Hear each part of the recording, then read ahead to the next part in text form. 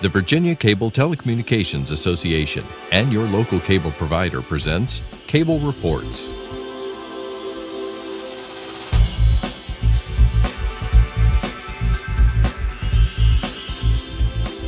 Join us now as Cable Reports brings you up to date on current issues facing the Commonwealth through discussions with your local legislators and other policymakers from across Virginia. From the General Assembly and the City of Richmond, I'm Woody Evans for Cable Reports, brought to you by the Virginia Cable Telecommunications Association and Comcast, connecting Virginians to their government. We're pleased to have Delegate Steve Landis with us today, the chairman of the House Education Committee. Welcome, sir. Woody, glad to be here. Thank you. Now, I know before the session started, you met with constituents in a town hall. Tell us the kinds of issues and concerns you were hearing about. Sure.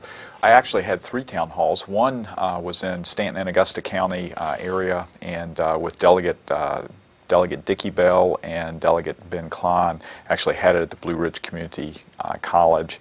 And I think a lot of folks were concerned about, well, one of the things that came up that's a local issue is related to the pipeline that Dominion has. And there's a lot of concern about that. I know there was a bill that Delegate Bell put forward about more transparency with utilities, especially with gas utilities, and I was a co-patron of that bill. But there were also discussions on just the economy. Education came up. That always comes up as an issue. And just what else is going on across Virginia, and what people just were interested in. All sorts of issues related to what we're going to deal with and what we're dealing with down here. Talk to us a little bit about your district. Staunton is a really interesting place. There's that Shakespeare Theater there. There's a hotel that was renovated a few years ago. That's really nice. Yeah, and Staunton's a great area. Actually, I was born in Staunton and lived part of my formative years in Staunton. But Staunton, Augusta, Waynesboro, the whole region is just a great place to live. Lots of tourism activities and work going on there with the localities. The state's tried to be supportive of that, but the Shakespeare Theater is a great, the Blackfriars Theater is a great venue, great place. And the Stonewall Jackson Hotel actually has been utilized both by the Senate Finance Committee and the House Appropriations Committee to have actually retreats there. Many organizations have retreats there, so it's a great place to come in and check out. So how diverse is the economy in your district? The economy in the district I represent, which includes part of Augusta, part of Rockingham, and part of Albemarle, but the Staunton, Waynesboro, and Augusta area is doing pretty well when you compare us to other parts of the state. We've got a diversified economy. We've got a great agriculture base that helps diversify that economy, and a lot of manufacturing, especially advanced manufacturing operations that are taking place, a lot of food production.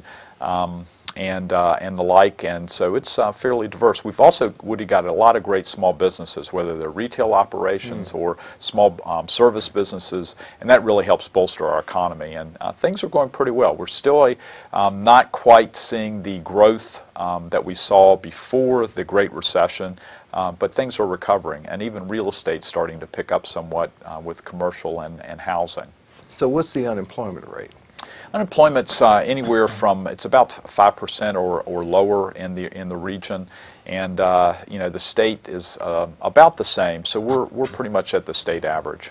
To what extent, if any, has your district been impacted by sequestration, the across-the-board cuts out of Washington, D.C., especially as that relates to defense?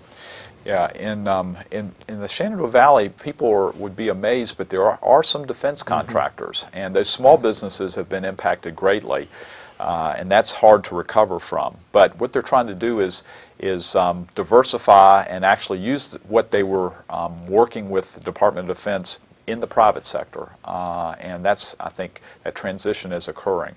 Albemarle County has been hit the most in the district I represent because there are a lot of defense establishments there. But it's still holding its own, and so far we've not been impacted like Northern Virginia or Hampton Roads, and that's a good thing. Now, you're Vice Chair of Appropriations as well, and I noticed that in terms of the budget process, there's a move in the House to adopt more transparency. Talk to us about that and why it's so important. Sure.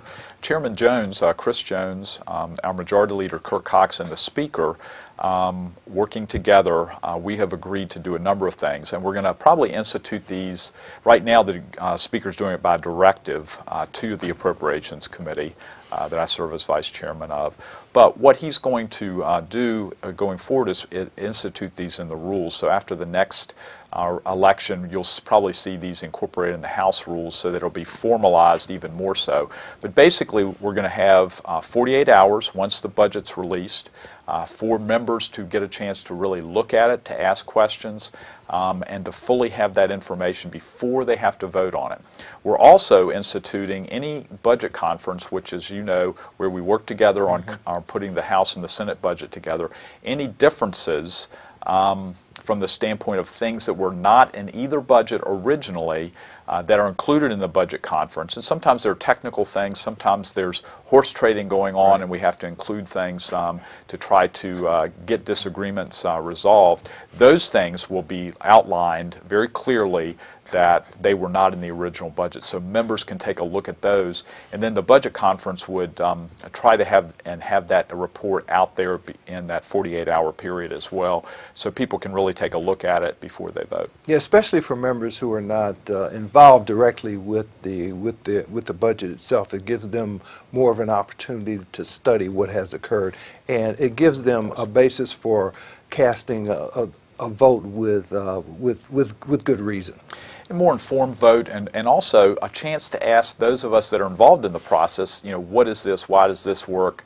Not only publicly, we have that chance to do that with briefings that both money committees give to the members before they vote, but more importantly, individually they can look at their areas and how things are impacting them and be much more attuned to that. And transparency is a good thing from the standpoint of being better able to really know what you're voting on. Education, there's a lot going on. I understand the budget will hold harmless K through 12, although holding K through 12 harmless is based upon what K through 12 was getting back in 2009, as I understand it. And there's also a move to ensure that higher education and tuition costs don't go up as much as they have in the past. Woody, 75% of the budget is higher education, K through 12, and Medicaid. Medicaid's about 22%.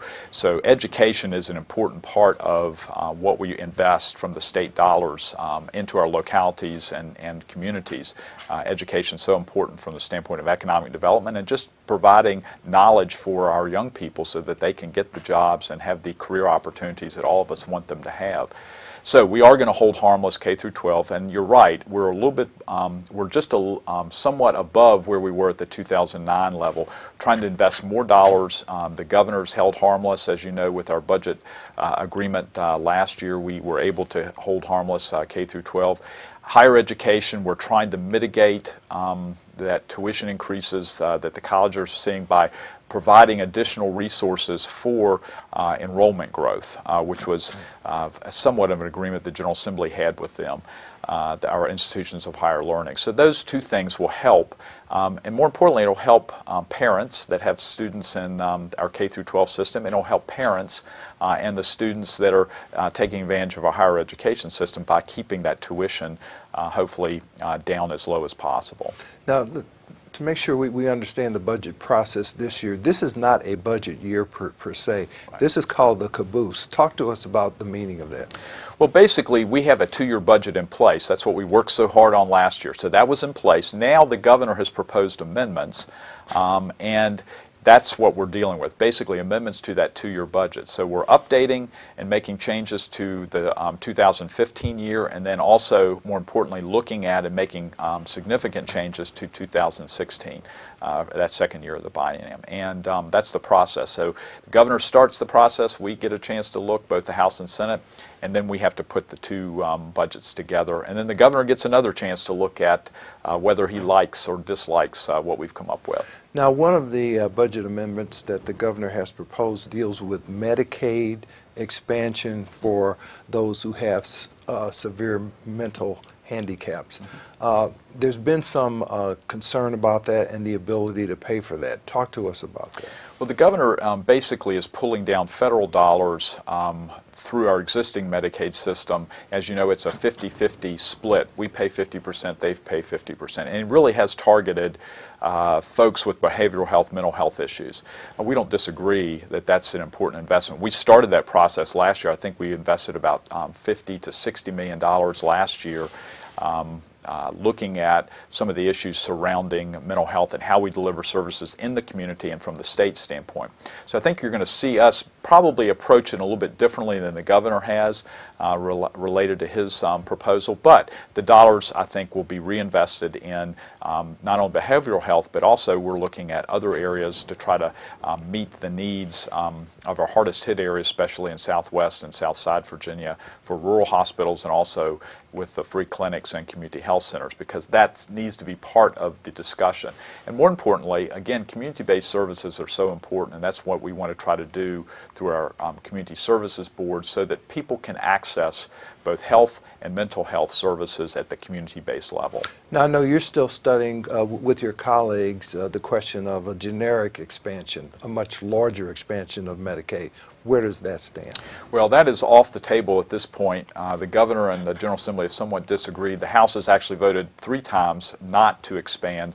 But what we are looking at is, we know our Medicaid system continues to need reforms, and those dollars that we save can be put back into our system and actually expand under the existing formula and cover more people. So what we're doing and proposing this year, and the House and Senate are trying to work together on this, is actually have the Joint Legislative Audit and Review Commission to do more of an in-depth audit in the areas we've not looked at before, see if there are additional savings. In addition to that, although we have the Medicaid Innovation Reform Commission, the governor's basically said he's not really enamored with the idea of working with that commission. I think you're going to see both Senate Finance and House Appropriations this next year continue the work that the MERC started to look at the reforms in addition to what we're going to do, hopefully, with the JLARC audit. And we hope we'll get additional dollars to reinvest in our program, and that will serve more people and then cover more of the folks that are in what we call the coverage gap, or has been mentioned as the coverage gap.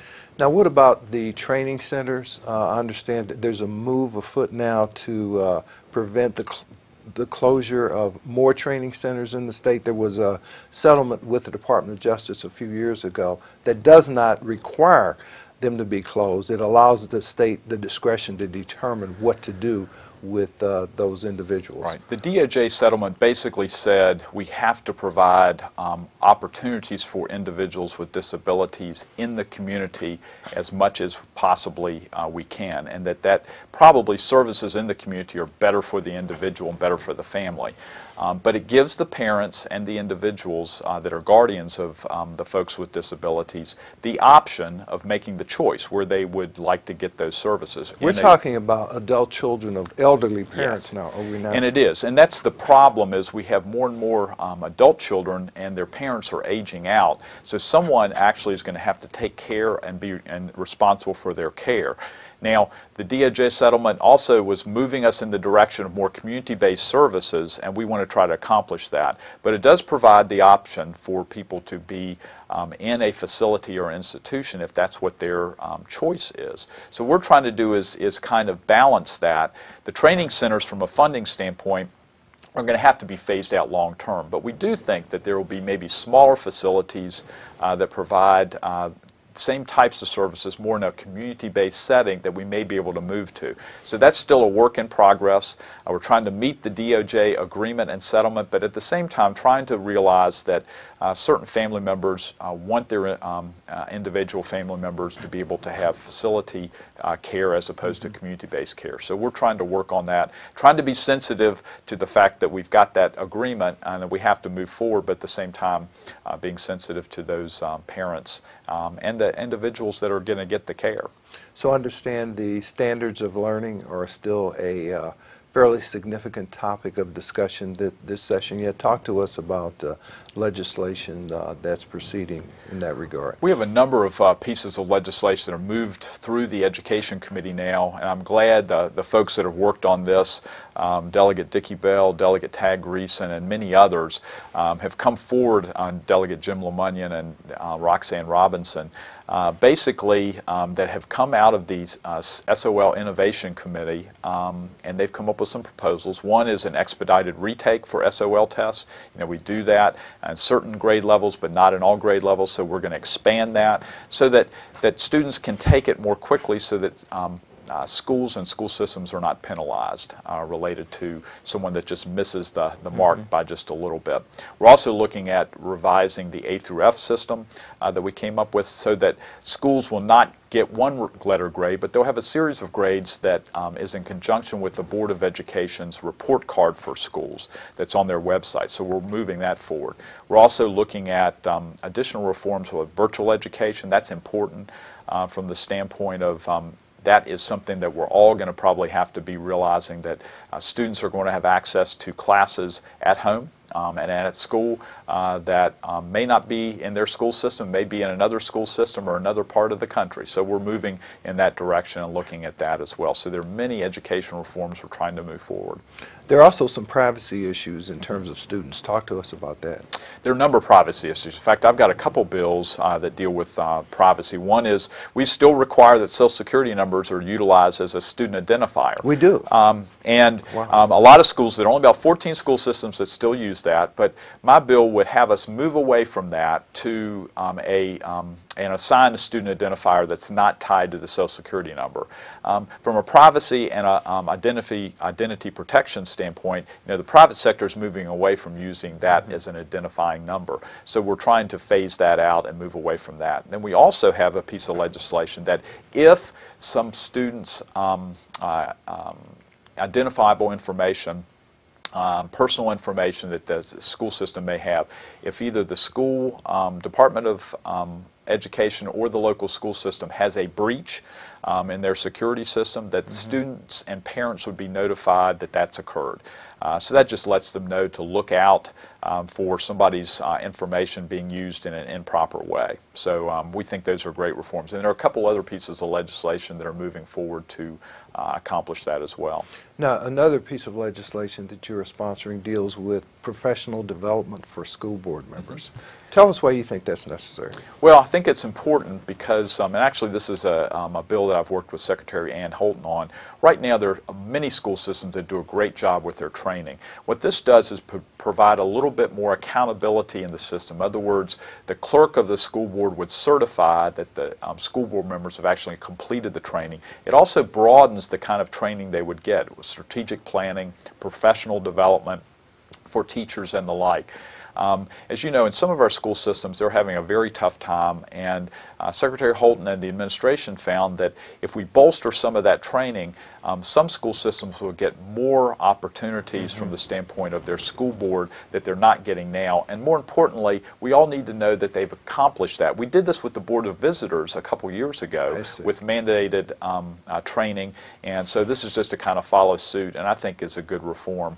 And I'm glad to work with the administration on that. And actually, the School Boards Association would work with the Board of Education to develop the criteria and the curriculum that they would accomplish. What are we doing now with failing or at-risk schools? I know that some legislation was declared unconstitutional last year, which purported to allow the state to take over a failing school.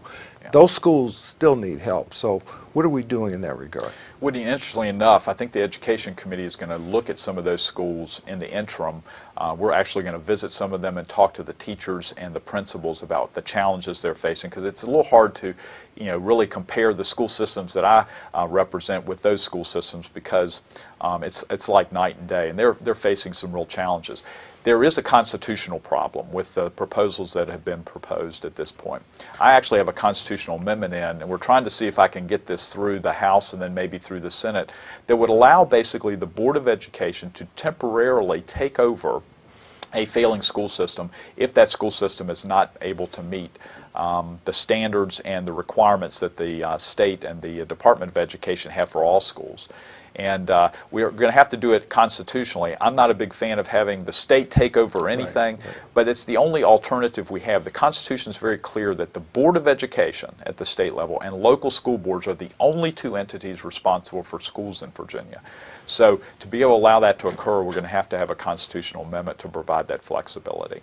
Now, what about options for parents and students in terms of charter schools?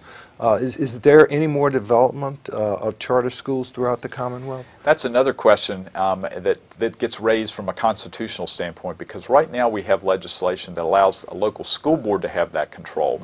I believe we need to provide some more flexibility so that, again, those areas where they're really having challenges, that's a good, clear option for the school system to actually have. But I think there's got to be a, if you will, some improvements to encourage more of the school systems to take advantage of that option. And at the same time, folks to come in that want to do a charter school, a group of parents or a school system that says, hey, we can really do this differently and better for these students that are really having a tough time. So I'm a big proponent of looking for more flexibility, and actually the constitutional amendment that I have would provide some additional flexibility so it's clear that the school system and the state actually could look at some other means for the General Assembly to adopt to encourage that.